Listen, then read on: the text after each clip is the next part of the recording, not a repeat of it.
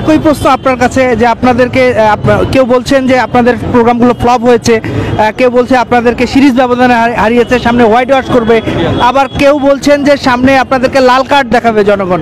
তো আসলে এটিকে আপনারা কি মনে করছেন? মানে যারা বলছেন তারা কি জনগণের কাছে যাচ্ছেন, জনগণের ম্যান্ডেট চাচ্ছেন? তারা তো জনগণের ভোটে নির্বাচিত হননি, সুতরাং তাদের সাথে অমূলক আলোচনা করে লাভ নেই। শুধু আমরা বলতে চাই, আমরা যে যুদ্ধ চালিয়ে যাচ্ছি আদর্শিক যুদ্ধ, আর কার সাথে আমরা খেলছি, কার সাথে কে হেরেছে, যদি রাজনৈতিকভাবে আমাদেরকে মোকাবেলা করার কথা বলা হয় তখন বোঝা যাবে রাজপথে কে হেরেছে কে জিতেছে।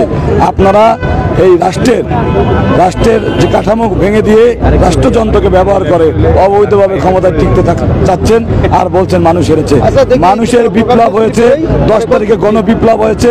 ঢাকার রাজপথ ছিল জাতীয়তাবাদী দলের দখলে, জাতীয়তাবাদী ছাত্র দলের দখলে। গণমানুষের ম্যান্ডেট নিয়ে ঢাকার রাজপথে ছিল জাতীয়তাবাদী দলের সমর্থকবৃন্দ।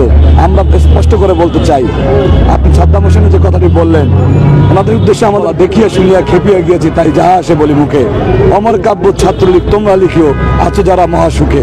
এভাবে মহাসুখে থেকে পুলিশ প্রোটেকশনে এবং রাষ্ট্রযন্ত্রকে ব্যবহার করে খুব অমৃত বাণী এভাবে প্রকাশ করা যায়। কিন্তু দুর্বার গতিতে ছুটে চলা জাতীয়তাবাদী ছাত্রদল যারা দুঃসময়ে সংকটকাল অতিক্রম করেও একই গতিতে থাকে, তাদেরকে নিশ্চয়ই খেলার ছলে এইসব কথা বলা আপনাদের সমীচীন হবে না।